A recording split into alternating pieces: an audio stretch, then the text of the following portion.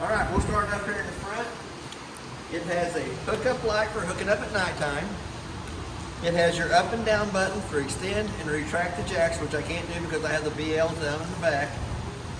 But there is a manual crank handle in the front door compartment that comes in the top and will manually crank that jack up or down. For any reason it won't work on its own, I would check this 30 amp fuse first to make sure the fuse was good before I got my manual crank handle out and crank that jack up or down. We're going to go ahead and open up the propane cylinder. It has a new 12-volt battery on it. It's got a new strap on the battery box that goes underneath the metal rack that holds the battery lid in place. We're going to come up to the top. We're going to lift up. There is a key for each one of these locks inside the unit. We'll come back over here to this side here. We're going to pull it out of the way. We're going to pull back on the handle. And you can slowly walk it back out to where it's laying flat. Now as we start down the off-door side over here, it has a through compartment on the front. Good for putting fishing poles or long objects or anything you really want in there. It has the 4 BL jacks on the corners. Does have a manual crank handle for cranking those up or down. I'd buy a cordless drill and get me an adapter so I didn't have to crank on it so much. But the next connection back is the freshwater tank fill. The freshwater tank fills here. It has a drain cap, white drain cap underneath there for draining the water out of the freshwater tank. We're going to come right back here to the side. It is gas and electric. The electric switch is in the lower left-hand corner on the outside. Your gas switch is going to be on your monitor panel on the inside. Before you turn it on either source of heat, you're going to want to pop the pop-off valve. Make sure you have water coming out of the top of it before you turn it on electric or light it on gas. It also has an anode rod down here in the bottom. It takes an 1 1/16" socket to take it in and out, but that is where you'll drain the hot water heater in between trips and for winterizing purposes. So we're going to go ahead and put that little door back on.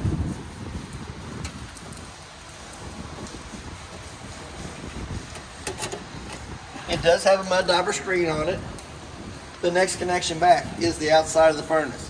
It's going to suck cold air in the bottom, hot air out the top. I always suggest putting the mud dauber screen over the furnace for the simple fact the mud dauber screen's less than 20 bucks.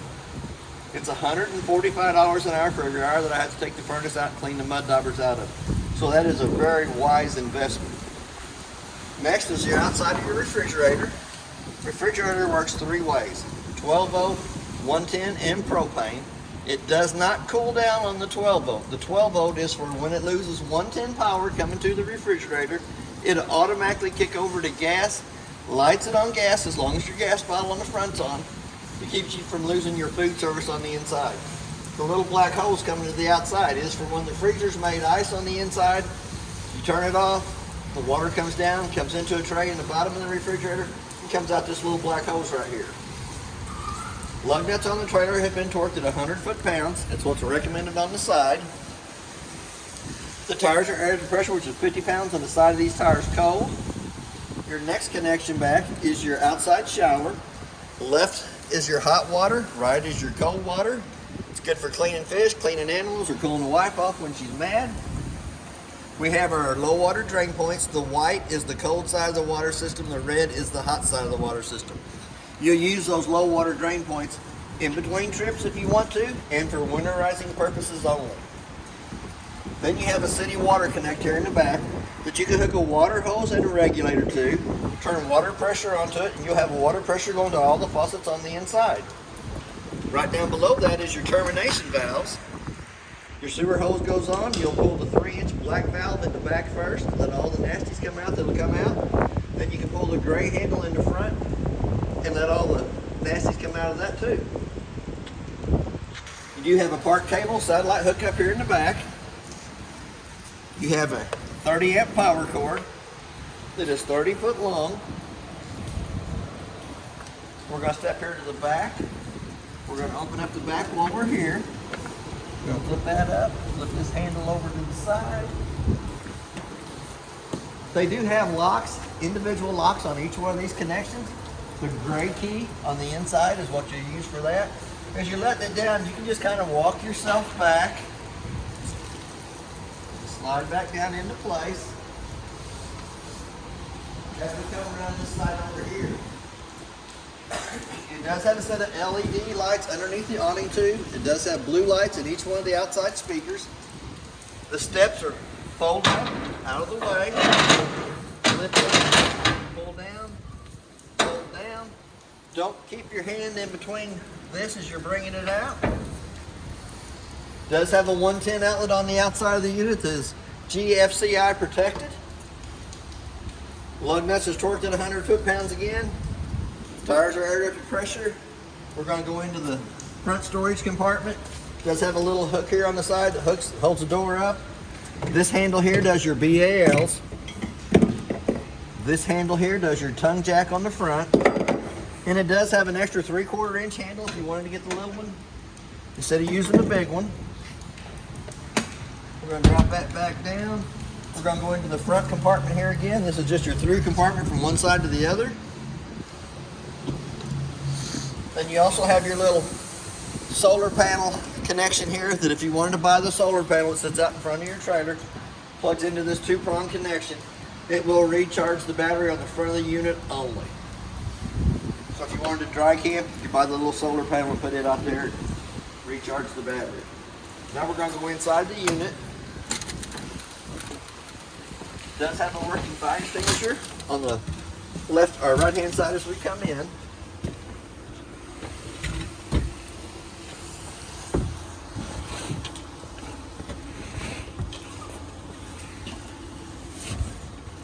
We're going to grab the bar for the back bunk. It's going to go right here towards the center. Clips into place. Extend the bunk out. Comes up to a little round circle here in the top. Clips into place there. Then we're going to fold out the mattress.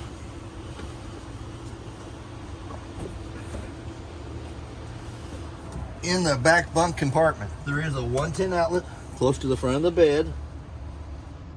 And for all those zippers to be watertight, they all need to be in the very utmost position.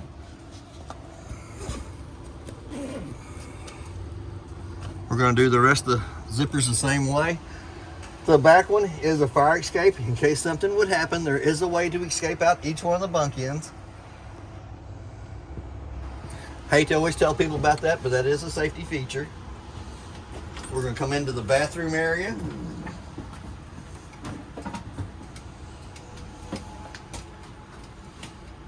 We have one light above us that has to be turned on by hand. A little push button on it. We have a vent in the back bathroom. Crank up handle. Little button turns the fan on.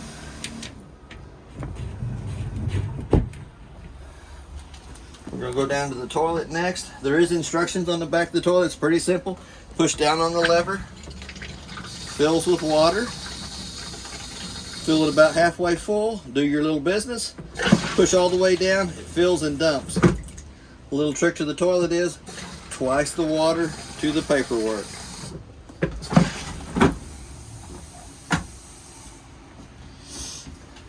Does have a privacy curtain that comes around and blocks you inside the shower. Does have the dome up in the top for you taller guys.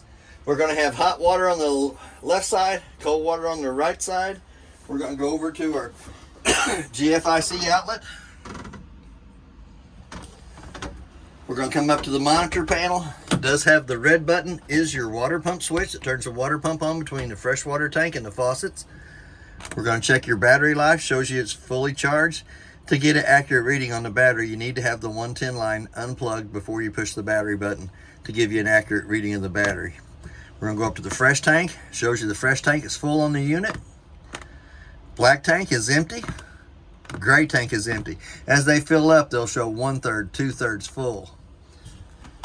Little red button down below it is the pump switch. Anytime the pump's on, it'll be illuminated in red. We're going to come down to the hot water heater. When you turn it on, the little red light's going to come on. It'll stay on for about a minute. Once the red light goes off, the hot water heater will go through 3 lighting processes to light on gas. For any reason it does not light, it will come right back on. There it goes off, so it's going to go through the lighting process. It'll do that 3 times.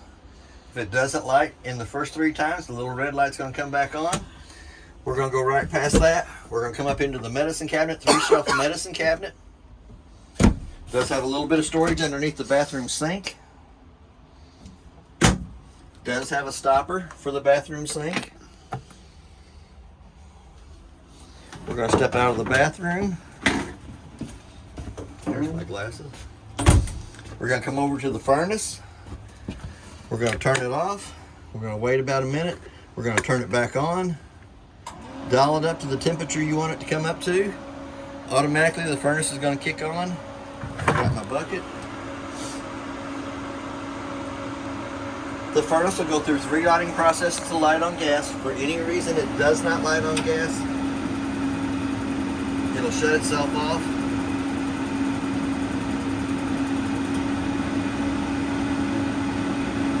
You should be able to look through the front glass eye on the furnace. You should see a yellow flame burning inside of it.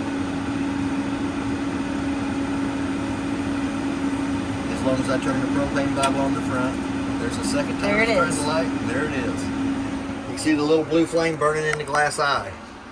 We put you a new 110 outlet up here at the top, but it does have a TV antenna on top and a booster. Put your TV up in this area here. Plug your coax into the one that says TV. Plug it into the 110 outlet. On your refrigerator, you did ask a while ago if it was gas or electric. It is gas and electric. We're going to turn it off. We're going to turn it back on. Automatically, it goes to the auto side, which is the 110 side of it. If you wanted it off electric over to gas, all you do here is push the gas button, let it come out. If for any reason the refrigerator does not light, that little check light's going to come on here in just about a minute's time. I think the refrigerator's already cold, so I'm going to go ahead and open it up. It does have a thermostat on the refrigerator. The far right-hand fin, white fin, is the thermostat for it. The farther up you push it, the colder it'll get in the icebox. The farther down you bring it, the warmer it'll get in the icebox. And it does have a line on the side of the refrigerator to show you where to have the bottom of it at. Must have went ahead and lit on gas, because if it wouldn't, the check light would have come on by now. We'll let that run for just a minute just to make sure.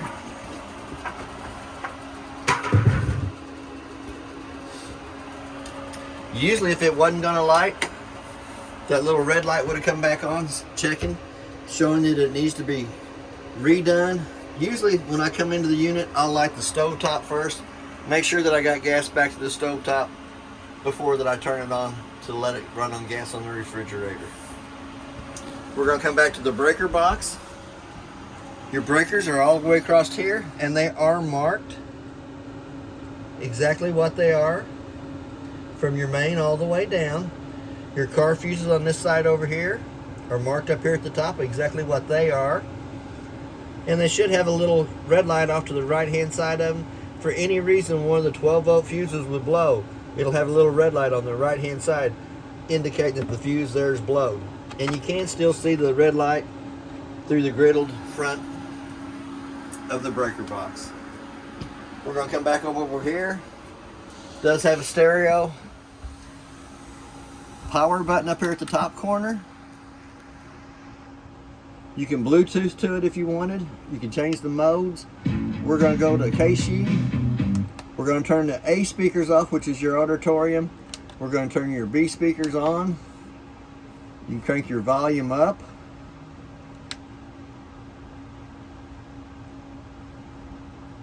Oh, we went down. We're going to go back up, so that you can hear the speakers on the outside.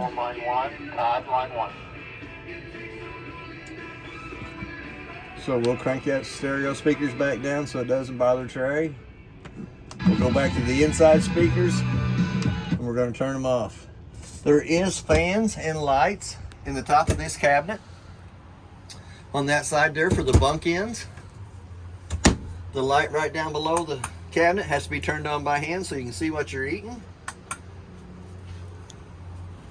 We're going to come back to the air conditioner controls. It has a compressor side that you want to run wide open. Then you got heat option strip that doesn't have the strip in it. It's just marked for it. You can buy the heat strip if you wanted to put in it. I wouldn't, I just use the furnace. But then you have 3 settings for the AC. The AC will vent out both sides, both ends. And if you slide this over, it comes right down into the living room, kitchen area. Go ahead and turn that air conditioner back off because I'm a little bit chilly today. I'm going to come back up in here. We're going to lay that mattress back up out of the way. The tabletop comes off the 2 pedestals, goes down between the benches. There's always one-legged sticks. We're going to take them off and lay them down on the floor.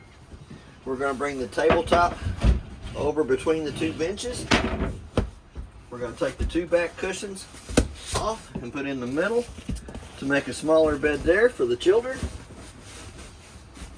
Not too bad. We're going to come back to the front. We're going to grab the push-out bar. We're going to lay the mattress down.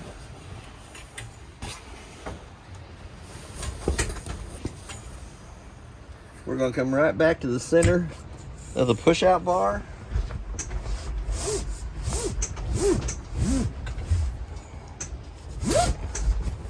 We're going to come right back up here to the top, click it into place, goes up in between the 2 studs. We're going to flip the mattress over, slide it out, fold it down, bunk area for the front. You can access your storage compartment, the long through compartment from either side on the inside.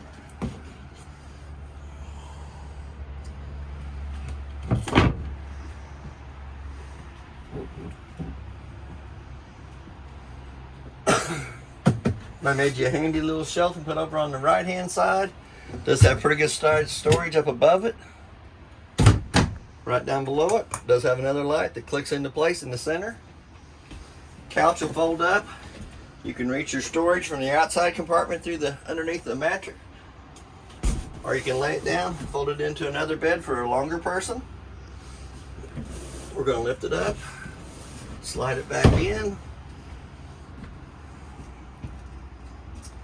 It does have a USB port at the front bunk, a 110 outlet, and a little night light down at the bottom.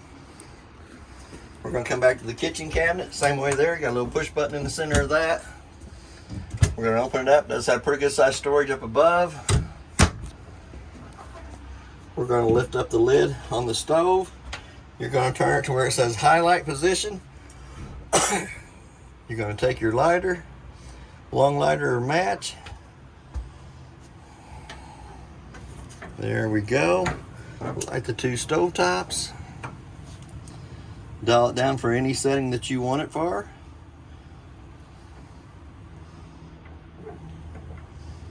Not too bad. Here again, the griddle's going to be hot at the top. Don't have to worry about it because it does have a glass lid on it. Come down to the microwave. Microwave has a clock button on it. You're going to set the clock button. Let's say it's 2:30. Hit the clock button again to the 2 center eyes is solid. The only reason I set the time on the microwave is I can tell if the trailer's lost 110 power coming to it if I come back and the microwave does not have the proper time. It does have a little turntable on the inside. Put my coffee in it, warmed my coffee up a while ago. Do have a pretty good sized storage compartment down here at the bottom.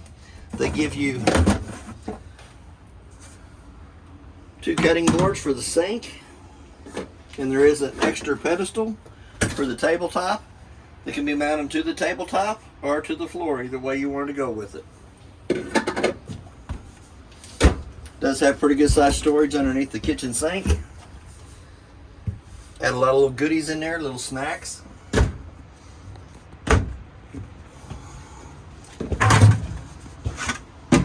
Little cutting boards come up and go right there.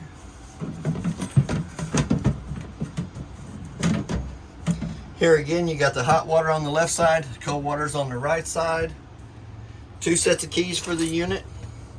The purple key does the lock and deadbolt on the front door. The gray key does both your bunk ends, locks on it, and your 2 front compartment doors will use the 751 keys. And there is 2 sets of keys for the unit. We're going to come back up to the lights here. One light turns your awning lights on, the second light turns your speaker lights on, and then this switch here runs your awning in and out. That's pretty well basically everything on your unit. If you have any questions, I'll try to answer them the best that I can, and thank you for your time.